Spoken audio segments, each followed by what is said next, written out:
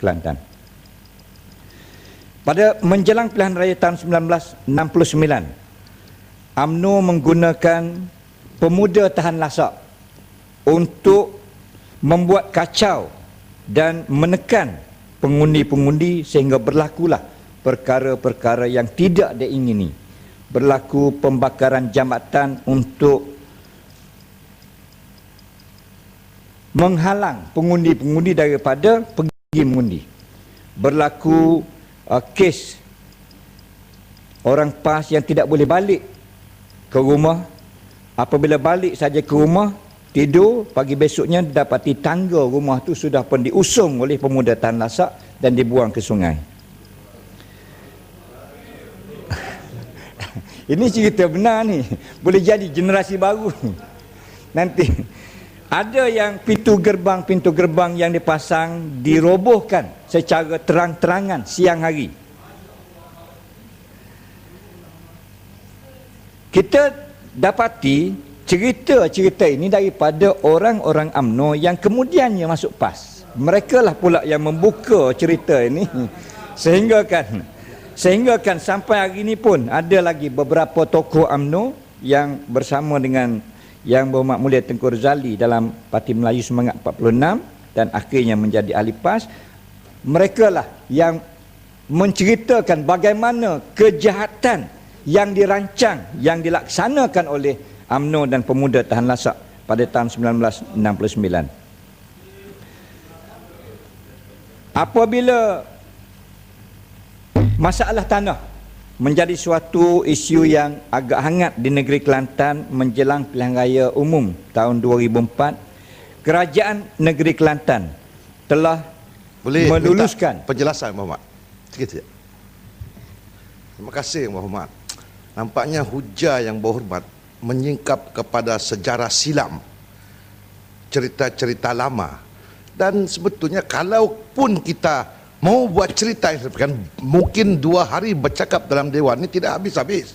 Banyak yang boleh kita cerita soal bagaimana pemimpin PAS, pemimpin pembangkang. Jadi bolehkah yang berhormat bercerita soal masa depan yang mungkin boleh membantu kemenangan di Kelantan untuk PAS di Kelantan? Okey, cerita saya ucapkan terima kasih kepada Kinabatangan. Cerita masa hadapan, buku jingga. Selepas pilihan raya umum yang ke-13 nanti, Sabah, Sarawak, Kelantan dan Terengganu akan mengecapi bayaran royalti sebanyak 20%. Itu masa depan.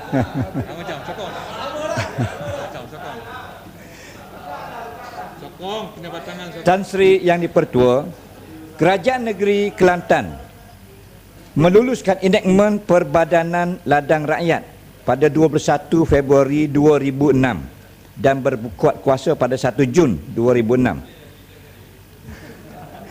Ini cerita ladang rakyat yang sedang berlaku di negeri Kelantan. 10 lokasi ladang rakyat yang melibatkan keluasan tanah 71,901 ekar telah pun dibuka dan seramai 4,834 orang peserta telah pun diambil sejak daripada tahun 2006. Peserta-peserta ini terdiri daripada keluarga miskin yang berpendapatan kurang daripada RM530 sebulan, tak kira sama ada laki-laki ataupun wanita, yang berumur di antara 25 tahun sehingga 60 tahun. Dan sebagai peserta ladang rakyat, mereka diberikan habuan sebanyak RM200 sebulan. Sejak daripada Julai 2006 sehingga Januari 2012, Perbadanan Ladang Rakyat Negeri Kelantan telah pun mengagihkan dividen sebanyak RM52.4 juta, iaitu pembayaran selama 4 bulan satu kali. Ini merupakan suatu kejayaan apabila tanah-tanah kerajaan tidak lagi diberikan kepada syarikat-syarikat yang besar, tidak lagi diberikan kepada pelabur-pelabur, dan mana-mana tanah kerajaan diusahakan dan dimajukan oleh Perbadanan Ladang Rakyat dan dalam usaha sama dengan syarikat-syarikat yang melabur. Dan hak milik tanah tersebut diberikan di atas nama Perbadanan Ladang Rakyat Negeri Kelantan dan tidak dipajakkan kepada mana-mana syarikat swasta. Tidak diberikan milik, tidak dipindah milik, tidak, bahkan dipajakkan pun tidak. Usahakan nak digadai. Tuduhan-tuduhan yang mengatakan... Boleh tanya sedikit Muhammad? Sikit ya. Terima kasih Muhammad. Tahniah sebab kerajaan Kelantan berjaya mengusahakan usaha sama untuk kepentingan rakyat. Tetapi bolehkah Muhammad penjelaskan bagaimana pula kerajaan Pulau Pinang dan Selangor asyik-asyik jual tanah pula? Tidak ada usaha yang sebegini. Jadi bermakna berbeza lah. Kebetulan ketua menteri dia ada sini, dia punya kerja jual tanah saja untuk kepentingan dia. Tanya saya ke tanya Yang Amat Berhormat? Pandangan Yang Berhormat. Saya pun tidak relevan juga. Kita berjaya untuk mengurangkan kadar kemiskinan tegar dengan usaha-usaha yang dijalankan oleh Perbadanan Ladang Rakyat, dan saya nak menafikan sekeras-kerasnya bahawa ada tanah-tanah yang telah pun digadaikan, dipindah milik ataupun diberikan pajakan kepada syarikat-syarikat daripada luar Kelantan dan juga daripada luar negara kita. Tanah seluas 71,900 ekar ini tetap di atas nama Perbadanan Ladang Rakyat, dan pihak pelabur hanya menyewa dan membayar kadar sewa dan mengusahakan tanah tersebut, dan tidak akan dapat memiliki dan tidak boleh membawa geran hak milik untuk dicagarkan kepada mana-mana institusi keuangan. Ini adalah suatu cara bagi memastikan hak milik tanah negeri Kelantan tetap dipunyai oleh kerajaan negeri Kelantan. Datuk Yang di-Pertua, mengenang balik amalan-amalan yang dilakukan oleh pihak kerajaan persekutuan seolah-olah tidak menerima konsep kerajaan berpersekutuan. Bahkan amalan demokrasi di seluruh dunia banyak yang mengguna pakai konsep kerajaan persekutuan ini, di mana pembahagian kuasa seperti apa yang digariskan dalam perlembagaan negara. Dan untuk ini saya rujuk balik kepada titah ucapan Seri Paduka Baginda di muka surat akhir 16 perkara 33, kepada semua rakyat tumpahkanlah taat setia dan yang tidak berbelah bahagi kepada negara, dan sentiasa memelihara, melindungi serta mempertahankan keluhuran perlembagaan persekutuan. Jadi saya juga di sini menggesa supaya pihak-pihak kerajaan, pihak UMNO dan Barisan Nasional dan pihak Dewan dan pihak kerajaan persekutuan supaya menerima dan mengguna pakai konsep kerajaan berpersekutuan, di mana kuasa-kuasa negeri dan kuasa-kuasa persekutuan dan kuasa-kuasa bersama dijelaskan di dalam perlembagaan persekutuan.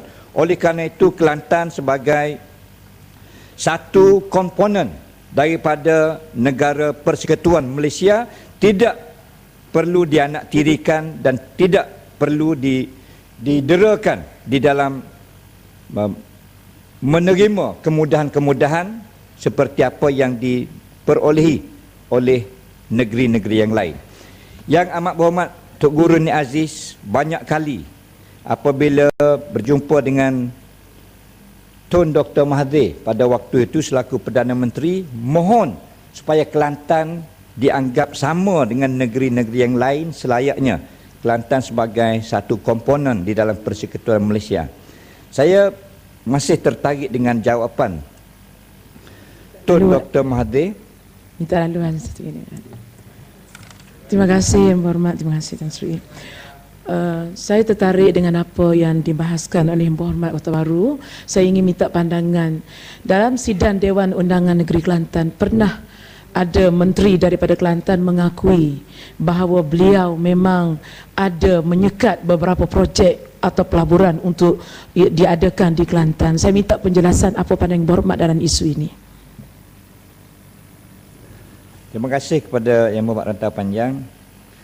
Rakaman pengakuan yang dibuat oleh ahli Dewan Undangan Negeri Ailanas di dalam persidangan Dewan Negeri yang saya sebagai speaker pada waktu itu masih dirakam, dan sampai hari ini pun pengakuan itu didapat dipertontonkan dan dapat dilihat oleh rakyat negeri Kelantan secara jelas. Apa yang Tok Guru Nik Aziz maklumkan kepada Tun Dr. Mahathir pada waktu itu mengenai dengan amalan ini, menyekat kemudahan-kemudahan sehingga kan subsidi baja padi kepada petani-petani yang menyokong PAS tidak lagi diberikan selepas daripada tahun 1990. Dan banyak lagi yang diceritakan oleh Tun Nik Aziz. Tun Dr. Mahathir kata, Ustaz, dia panggil Ustaz masa tu, Ustaz, saya boleh terima, saya tak apa, tapi masalahnya budak-budak saya di Kelantan. Berhormat, boleh cerita sikit? Istilah budak-budak saya di Kelantan, kalau Yang Berhormat Kinabatangan nak kenal, masih ada dalam Dewan ini. Boleh cerita sikit pasal Yang Berhormat Hasan Ali tak? Kenapa dia keluar ada? Tak relevan. Yang Berhormat Kota Baru Tan Sri Yang Dipertua, berkaitan dengan negara persekutuan tadi.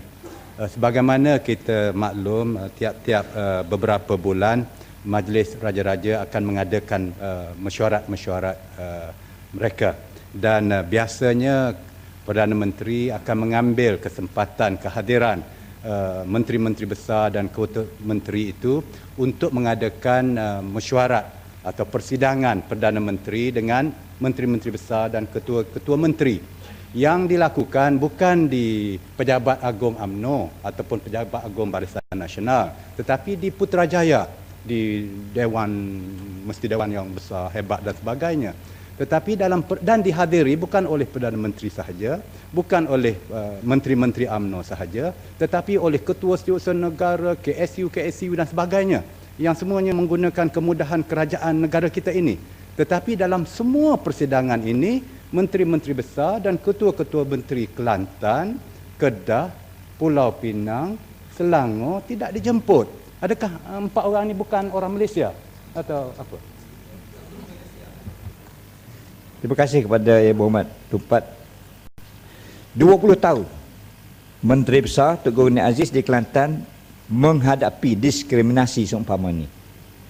Perjumpaan hanya berlaku di dalam mesyuarat Majlis Raja-Raja hari yang pertama apabila semua Menteri Besar dan Ketua Menteri hadir, hari yang kedua bersama dengan Raja-Raja, dan hari yang ketiga bersama dengan Perdana Menteri dan Agong dan Perdana Menteri. Tetapi apa yang dinamakan Ambis Club, Kelab Menteri Besar, selama 20 tahun Menteri Besar Kelantan tidak pernah dijemput. Oleh kerana itulah, apa-apa keputusan yang diambil oleh mesyuarat Menteri Besar sebenarnya adalah mesyuarat Menteri Besar Barisan Nasional. Kelantan pun ada wakil, tapi wakil Kelantan itu adalah menteri daripada Kelantan, bukan Menteri Besar Kelantan.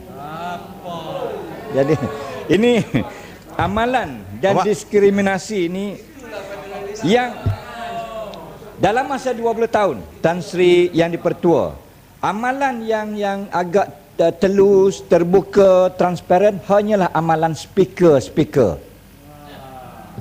Apabila speaker speaker ni dia ada suatu persidangan. Setiap tahun ada persidangan speaker Malaysia. Saya yang menjadi speaker negeri Kelantan daripada tahun 95 sehingga 2008 mempunyai banyak peluang berinteraksi dengan speaker, timbalan speaker, bukan saja parlimen, Dewan Rakyat, Dewan Negara, bahkan seluruh Malaysia. Ini adalah suatu amalan yang tidak ada diskriminasi. Speaker Kelantan dianggap sebagai speaker Dewan Negeri dan tidak ada PAS, tidak ada UMNO. Ini saja Tetapi kalau dalam mesyuarat setiausaha politik tidak ada. Saya sebagai setiausaha politik Menteri Besar Kelantan tahun 90 tidak pernah dijemput untuk hadir. Menteri Besar tidak dijemput hadir. Jadi amalan ini seolah-olah UMNO BN tidak ada keterbukaan, tidak ada ketelusan dan seolah-olah takut untuk menghadapi kami daripada PAS. Boleh Ketua Baru. Terima kasih Muhammad.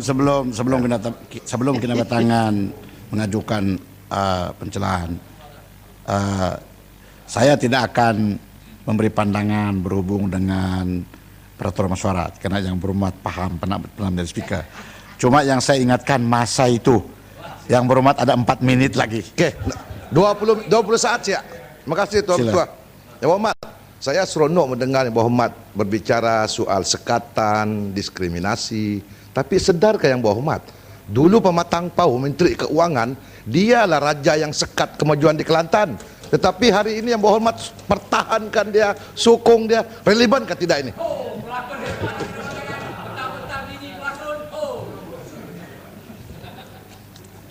kasih Datuk Tan Sri Yang Tua dan juga Yang Berhormat Kota Baru.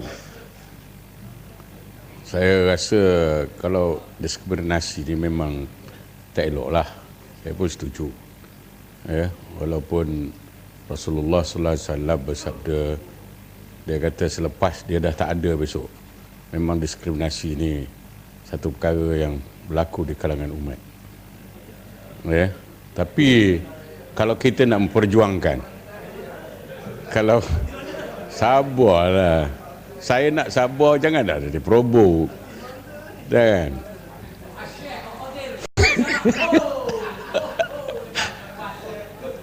kalau kita nak memperjuang, ya Tan Sri kontrol speaker. sikit. Walaupun anugerah Tuhan tapi kontrol sikit. Tan Sri speaker. Kalau kita nak memperjuangkan, ya, kalau kita nak memperjuangkan kebenaran, keadilan, kita juga perlu menunjukkan, ya, yang kita itu mengamalkan keadilan. Jangan kita menunding jari kepada satu pihak manakala kita melakukan benda yang sama. Saya ambil contoh. Di negeri Perak selama 11 bulan Pakatan Memerintah. Ini belum habis lagi dah bangun. Dah bangun. Tidak relevan. Macam mana? Perak, Belum Penang, kita cakap Kelantan. Belum habis lagi. Kelantan saja. Ini ada soal kerajaan PAS. Ya? Macam mana tak berani Dia tahu menghadapi. Pasal Salak, dia tahu peraturan mesyuarat. Pasal mencela ini atas budi bicara beliau. Ya, tapi belum habis. Tergantung. Tergantung. Saya ucapkan terima kasih. Dewan orang ramai dikunci, tidak diberi peluang kepada rakyat untuk menggunakan. Kelas tadika pun dihalau daripada Dewan Rakyat. Tan Sri yang dipertua, Ketua Kampung PAS, Ketua Kampung Pakatan Tan Sri. Ini berlaku baru memerintah 11 bulan, soal diskriminasi. Macam mana ini? Terima kasih. Terima kasih. Tolong perjelaskan. Ini minta penjelasan. Minta penjelasan. Pertamanya saya nak ucapkan terima kasih kepada Yang Berhormat Pasir Salak kerana telah membayar kepada negeri Kelantan premium tanah Velcra yang diambil tanah kerajaan. Yang terima kasih. Terima kasih. Tiba-tiba kasih je Tan Sri tak cukup. Dan juga Felda. Saya nak tahu tanah tu yang kita bagi balik tu dah bagi kepada rakyat belum? Dalam duit proses. hasil daripada kelapa sawit yang kita bagi 10,000 ekar tu dah bagi kepada rakyat belum? Tak ada jawapan lagi sampai hari ini. Alhamdulillah. Sampai hari ini puji pun tak boleh. Saya keluar statement dalam surat khabar utusan Malaysia. Saya cabar ni Aziz, Menteri Besar Kelantan. Saya tak baca apa jadi kepada duit ladang kelapa sawit yang Velcra serah kepada kerajaan. Puji pun tak boleh hasil Fatih. Sampai hari ini. Kalau boleh minta Yang Berhormat Pasir Salak gunakan media lain daripada utusan. Pengurusi lain boleh cabar, jangan cabar pengurusi Velcra. Tan Sri pengurus yang dipertua, saya bukan cabar, saya ucap terima kasih. Takkan tak boleh beza terima kasih dengan cabar. Tak ada nak beri-beri. Terima kasih Pasir Salak kerana Dan akhir sekali Tan Sri Yang Dipertua, saya mengharapkan semoga amalan demokrasi berparlimen raja berperlembagaan akan dapat didukung seterusnya oleh generasi yang akan datang, supaya amalan-amalan apa yang saya ceritakan, amalan-amalan yang di luar daripada demokrasi ini, supaya tidak akan berulang lagi di masa-masa yang akan datang. Dan pesanan saya kepada Yang Amat Berhormat Perdana Menteri, sebelum membubarkan parlimen ini, perlu memberikan arahan kepada semua menteri besar dan ketua menteri dan menteri-menteri supaya mengosongkan rumah kerajaan awal-awal lagi. Saya bimbang, takut-takut peristiwa apa yang berlaku di Kota Baru, di Kuala Terengganu akan berulang. Apabila kita masuk pada 23 hari bulan 10 tahun 1990, 2 hari selepas pilihan raya umum, ada 7 almari besi kabinet yang ada dalam pejabat menteri besar dan timbalan menteri besar, semuanya kosong, 7 kosong. Sehingga kan setiausaha kerajaan pada waktu itu perlu menempatkan seorang pegawai daripada pejabat SUK untuk jaga pejabat menteri besar. Pesanan ini termasuk speaker kah? Untuk mengusungkan rumah. Di dalam amalan demokrasi berparlimen di Malaysia, apabila Dewan dibubarkan, semua ahli-ahli parlimen, ahli Dewan Rakyat dan ahli Dewan Negeri gugur kecuali speaker. Speaker akan terus memegang jawatan sehingga persidangan parlimen pertama selepas pilihan raya umum. Terima kasih. Wabillahi taufik wal hidayah. Assalamualaikum warahmatullahi wabarakatuh. Masih. Ada wakil daripada